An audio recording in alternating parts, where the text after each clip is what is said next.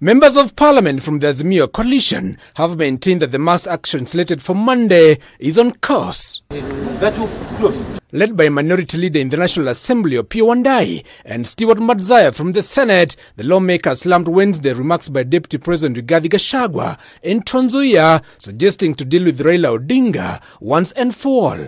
To march on Nairobi on Monday is born out of necessity. We fully support it, and we appeal to all Kenyans to come out peaceably and unarmed. On Monday, we converge in Nairobi for a special general meeting to tell Mr. Ruto and Mr. Rigathi that Kenya belongs to us all, regardless of how or whether we voted and contributed to UDA campaign kitty. Azimio lawmakers saying mass action was the only option left on the table to get their grievances heard. Unaambiwa kwamba baada ya mimi kuwekelea Biblia chini, bei ya unga itashuka. Baada ya wakulima kuvuna zao lao lile ambalo waliwapa mbolea wakati walikuja, hati bei ya unga itashuka. Haikushuka. Their sentiments also backed by Gideon Moi's KANU party that also told off its former Secretary General Nick Salat and his allies after defecting to the ruling party UDA. Yes, of course we are supporting. That's the position of Azimio, isn't it? Yes. And we are members of Azimio. So we always, that is our position. President William Ruto's MPs on their side vowing that the Ruto administration will not be intimidated, saying Raila was using the protests to achieve selfish interest.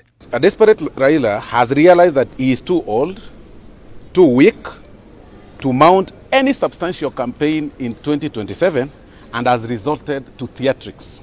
Watu wa Lower Eastern uko tunajaribu, we are trying to cry more than the bereaved. Sisi hatukushinda, sasa sijui ni haja gani tunaambiwa twende kwa kusaidia maandamano.